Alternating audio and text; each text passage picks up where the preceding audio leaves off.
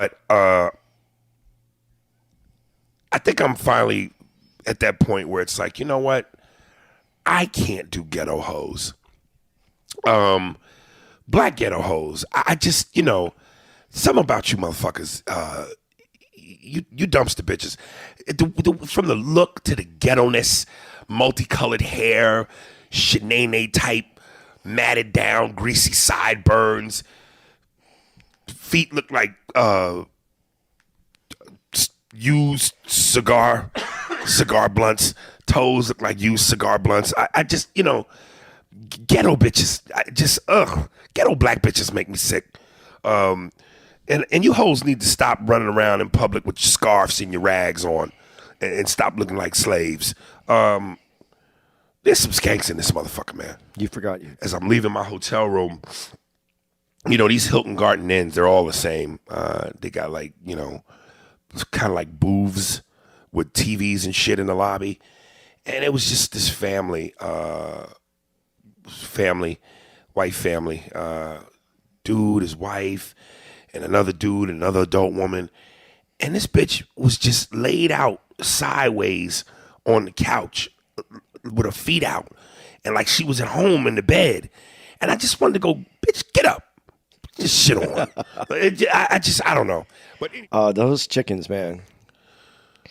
They have free range roosters, chickens just running around here. They're legally protected. And I was walking from the club to my condo. The chickens are protected? All these, well, not the ones in the grocery store, but the ones. No, the ones in the street. They're legally protected? They're legally protected. You're not allowed to touch them. But niggas is getting shot by cops. The chickens get protection, not the niggas. Chickens aren't dangerous. Niggas are dangerous? Oh my God. The fucking rooster chased me. They killing niggas to stop from eating the birds. The birds. You know how it is sometimes, especially in LA, when there's a group of comics and somebody from the outside kind of knows one of the comics, and then the other ones are like, who's this? Right. And that's what I was talking about. The people that I knew that would invite me in, make me part of it. Family. And I named a few people, and someone wrote to me, "Why didn't you say Aries? Why didn't you say Aries?" Mm-hmm. And I said, and to me that was a given. Like we hang out, right. We go out, we're on the road every week, right. And so I didn't think that was something. And somebody said it sounded like you caught maybe a little agitation from that because I didn't name you in it. No. So why the fuck would I care about that? That's how I feel. Like that's known. It's a given. But right. Just for all the people listening, I just want to say Aries. Mm-hmm. I love you, nigga.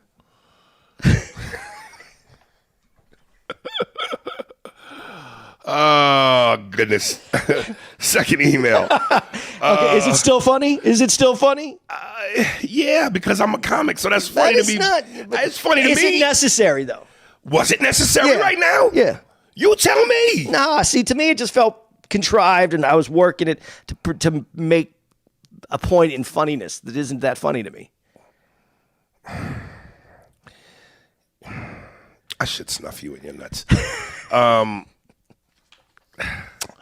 As I was going through Instagram, I saw this thing, this really big, I don't know, this really big fat bitch. Y'all ladies need to stop. Y'all some of the most dangerous people on the planet. Because I know it's not cool to body shame, but this bitch had to be at least almost 300 pounds with the fucking, as I say in my stand-up, the gyro meat legs. And so many women go, yeah, girl, you look gorgeous, girl. Get it, girl, get it. You bitches, do you understand how detrimental you are to people like that? Like, I know you want to uplift their spirits and not shame them, but if you really care about her in the name of sisterhood, what about high cholesterol? What about diabetes? What about heart disease? If you really love her, tell the bitch to lose weight. What about she already got it? Okay, she might, but if she doesn't, goddamn, stop the bleeding. Yeah. Like, y'all are in such this false ghost sisterhood that you're doing more damage than you're doing good. As I say that, I was walking yesterday to Jimmy John's. To get a healthy sandwich. And you were walking. And I was walking. And the Israelites We're out. I don't know if you guys know what Israelites are, but they're the black version of the KKK. Not really. You say not really? Not really. Why? Have they hung anybody? Okay, you're right. Let me tone it down. But I'm just talking about in terms of the. Well, let me explain. So if you don't know, a lot of these times I was surprised to see them out here because really the only time I've ever really seen Israelites is in New York. But they're these niggas who about 5 or 6 of them, and they stand on a street corner with a cheap microphone system, and they wear like these pirate costumes, these weird costumes. And they basically talk shit about white folks. And I mean, I'm standing there listening. And what was so funny was like literally 8 feet down from where they were was a cigar bar. And mostly white people sitting there trying to enjoy their cigar and whatever else they was doing. And the looks on their faces as these brothers were going on. And I just kind of felt like, damn, I almost know what it feels like when white people watch a Klan or skinhead street rally. The same embarrassment they feel, like these motherfuckers, I felt that way. Yeah, because you can't separate yourself. You can't go, I'm not one of them. Right. The rhetoric, the white man is the devil. And the white ancestral beast that crawls on all fours in the caves, fucking their ancestors. He calls you a nigga, and you fuck with this white man. You starve for this white man's love and attention. You want to eat dinner with this white man, holding arms with this white devil racist cracker motherfuckers. And I'm just like, God damn, these niggas is going hard in the paint. I don't know why I find it hysterical. It is hysterical. If a group of white dudes is doing that, white power, the niggers in the middle, you feel like both as a black man and a white man. But let me just say as a white man, because you already know niggas want to fuck them up, but they're protected by the police and they have a right to protest or not whatever they call. What do you call it? That's not them protesting, is it? Yeah, well, it depends. I don't know what the situation Right. would be exactly, but yeah, but they have a right. Speech is protected. Yeah, it's protected. But you get the sense that even if you were white, you're going, boy, I bet you the black people that's watching this want to fuck them up and can. And there's even white people who are ready to fight them. Like, you sons of bitches, we're trying to be peaceful in love and harmony, and you assholes. But the Israelites, you get the sense they'll whip your ass too. They saying what they saying, and if white people wanted to go, calling me a devil, I fucked my sister, and I'm an inbred cave dweller. I want to fuck you. Nah. Yeah, I wish you would. I wish you. These niggas will beat your ass, nigga. So you have to sit there and take that ear bashing. When they're in New York, I walk up and I just listen. I don't know why I find it so. It's insane, though. I mean, it's like, look, if they took off the silly Pirates of the Caribbean costumes, maybe.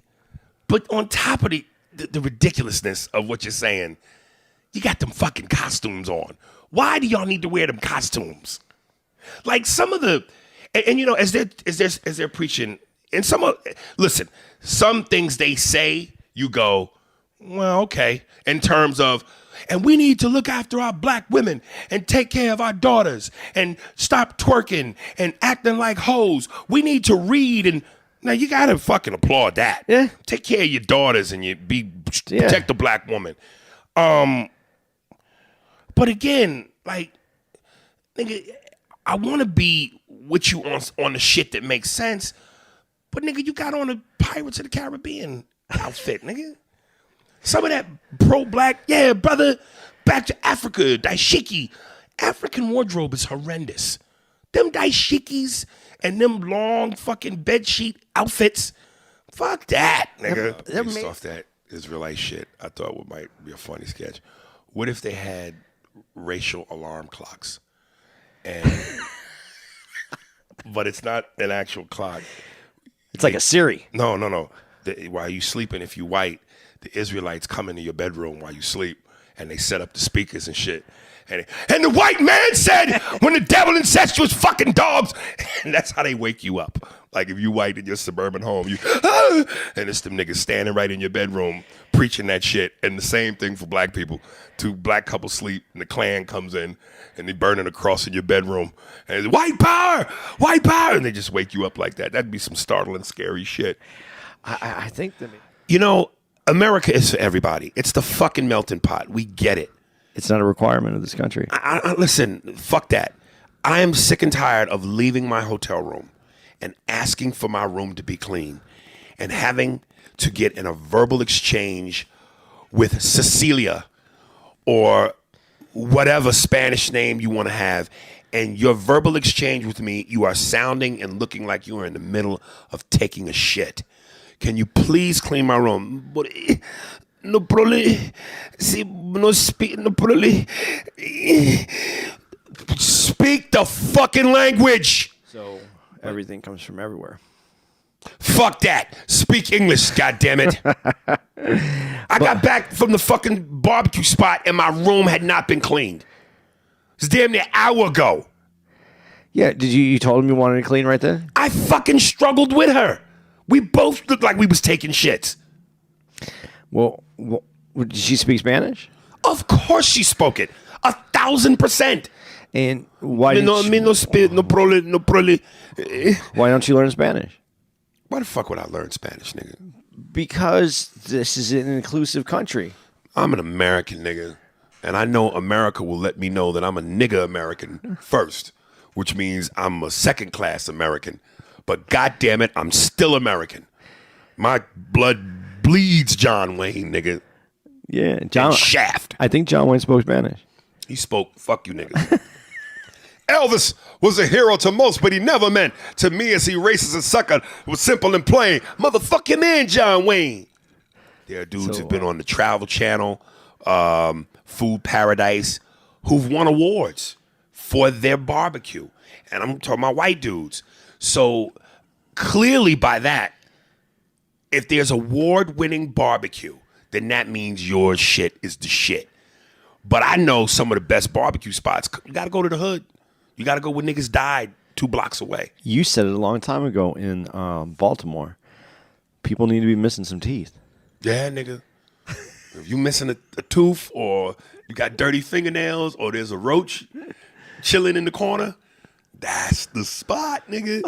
Bulletproof glass. Yeah, man. So, and we just can't find, like I said, man, the hood spots, it's a little scary. But, you know, when you see niggas serving you with shower caps on and an attitude, like, yeah, what's up? I'll help you. Nigga, that is the shit. If you want the real shit, don't go to the corporates. You got to go where the authenticity is. When you see niggas in that kitchen that you know can't read, nigga, and can dance but can't conjugate a sentence, that's the spot. Tell us where the fuck the holes in the walls are. Tell us where the crime scenes are at. You know, show us where the prejudice is. No fucking niggas in here. You fucking niggas, the both of yous. You want some food, you go in the back. We want that spot. But I got my house back. oh, I moved back in.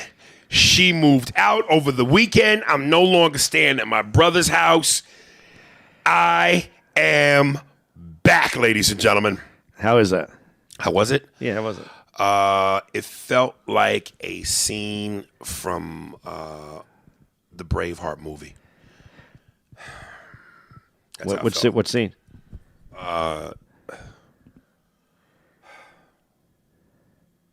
It felt like this.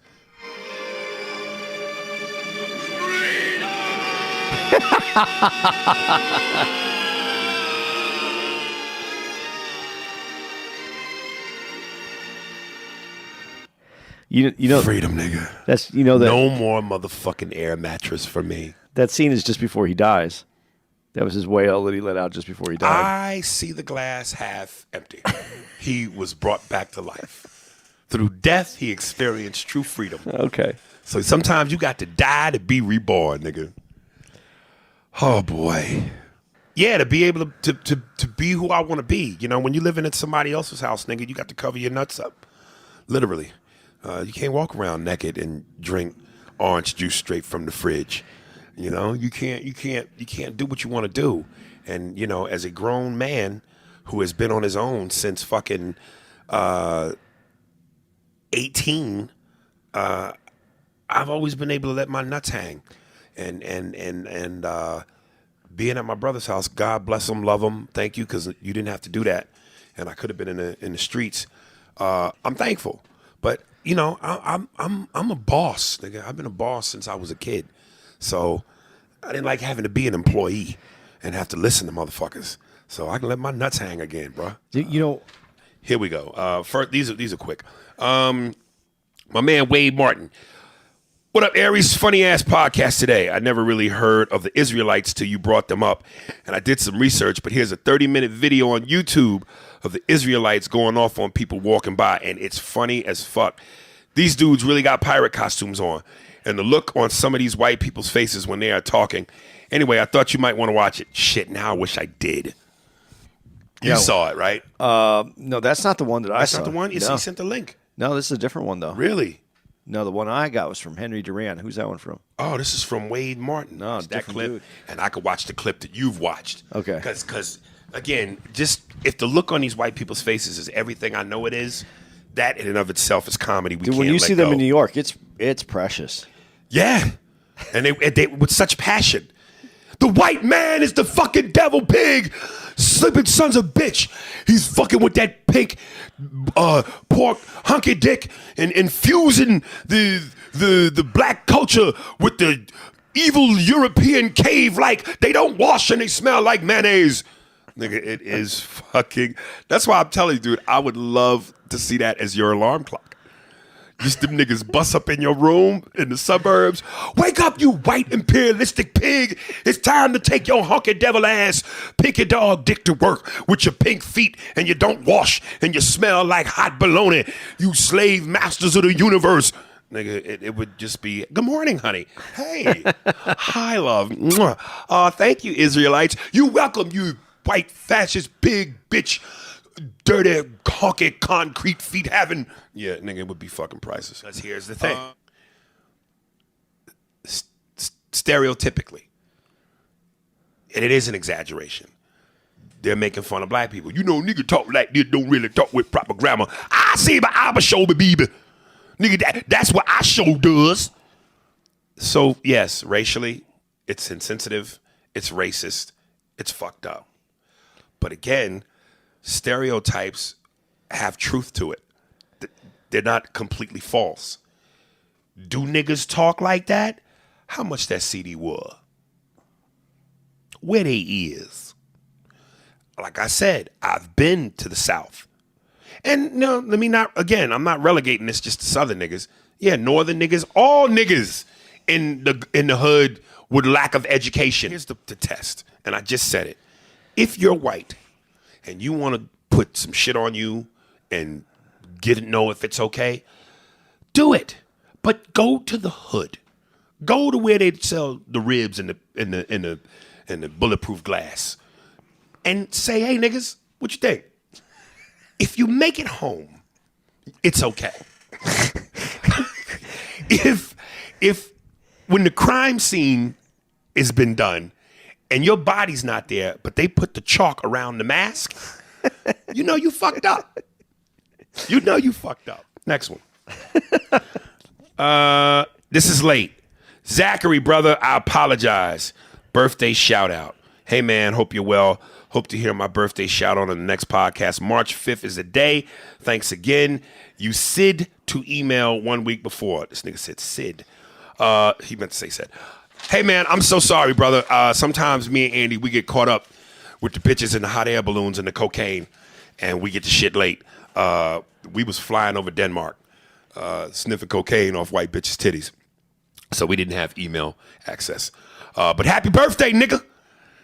Next time you want a shout out, you better cameo me, motherfucker. That's the last time I give you something for free. Now these last two are juicy. I wonder which one I should do. Let me. Let me get to yours first. Okay, here we go. Drum roll. This is from Syfe. Love and respect from DC, one of my favorite places, the DC. What's up, Aries? Been a huge fan of yours for years, dating back to the Pest days. Faithfully watched Mad TV growing up. I'm 30 now, and I'm now an avid listener to the podcast, which is slowly creeping up to my top 3, next to In Godfrey We Trust and the Joe Budden podcast. God, I want to get on Joe Budden shit. Just wanted to say your perspective and strong position on cultural topics these days is greatly appreciated in this moist-ass climate, and to keep doing your thing.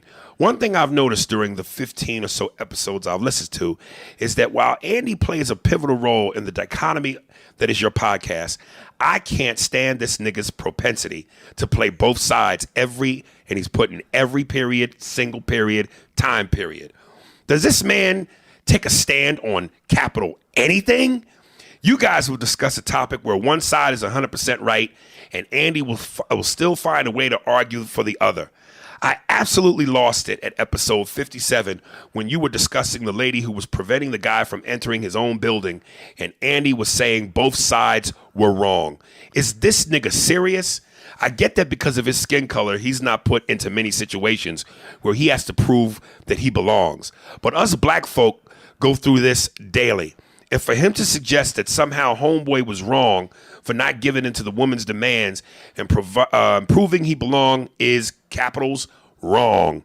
No ifs, ands, or buts. While I generally agree with his general perspective, Andy needs to learn how to take a definitive stand on shit and stop playing devil's advocate on literally everything.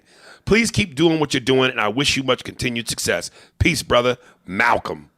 And we'll be right back after this commercial break. We don't even have to go right back. I'll fucking hit that one right now. He's wrong. He's wrong. If you want to go to episode 57. Listen, if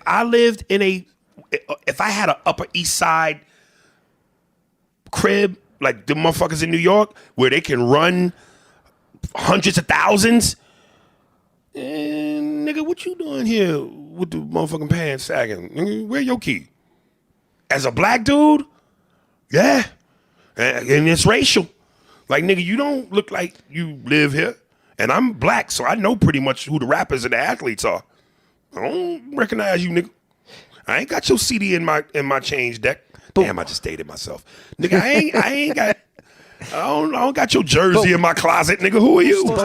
Most times, but not all times. I know, Andy, but Dude, that's, like I said, that's the white guy in you making it easier for you to say that. No, because I'm telling you, like when I was a server, if I forgot a black dude's a piece of his food, if I got the order wrong, sometimes it had nothing to do with him being black. I just fucked up the order. Well, but the racial component's always in the air. Hold on. It's always in the air. Right, but that's a bad example because niggas ain't having racial problems with food orders. You know what I'm saying? Yeah, because I've heard black dudes go, no, they fucked up my order on purpose. Because it was black? Yeah. Them is niggas trying to eat free. Niggas do that now. How the fuck do we get this motherfucking meal for free? You know, busy. I think... Last email, episode 76, Brian Dixon. I just listened to episode 76, and man, you pissed me the fuck off. I think you're talking about me.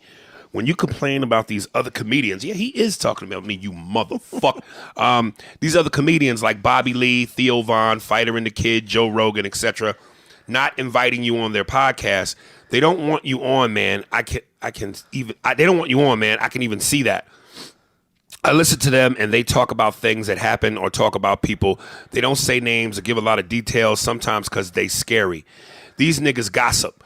Don't you understand all these guys are close in a circle of friends? Have I not ever fucking said that? How many times have you heard me say on this podcast, Hollywood is a fucking high school?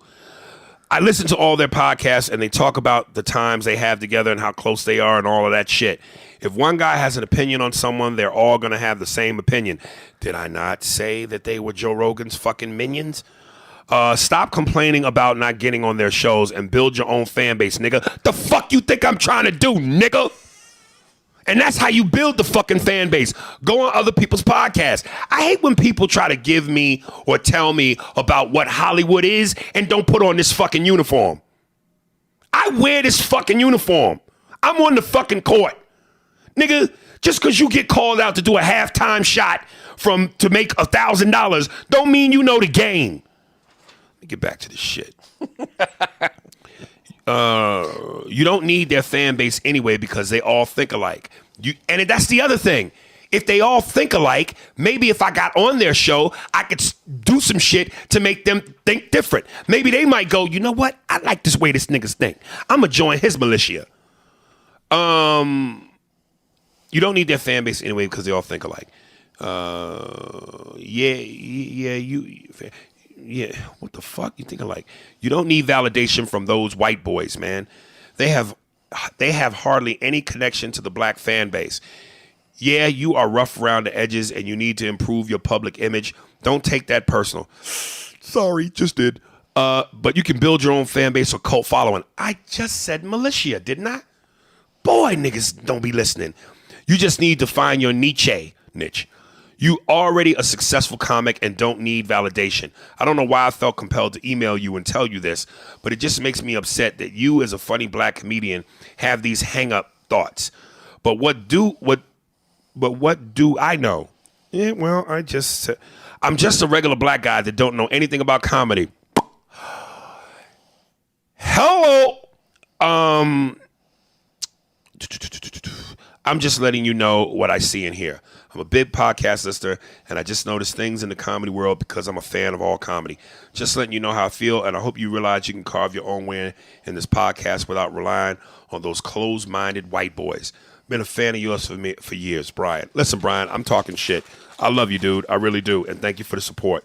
But you said so many things where you went left and then immediately went right. Where I agree with him is it doesn't help us for you to go on the podcast and fucking say the things that you say about these other people, though, because all it does is go back to them, and then you get that. You see what we're saying? This is why we don't have them on the podcast. Oh my God, do you hear that?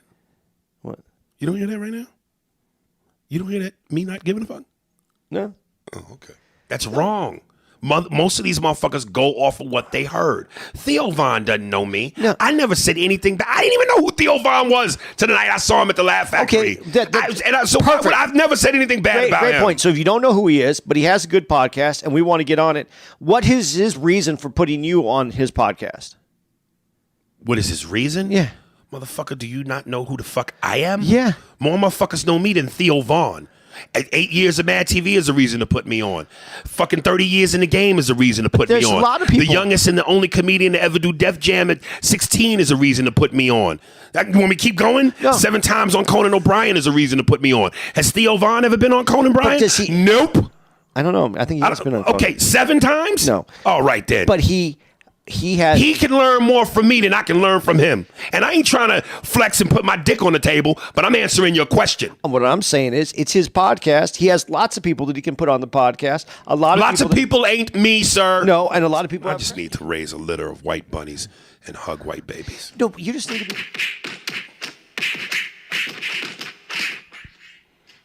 Sorry, I had to fuck Andy up right quick.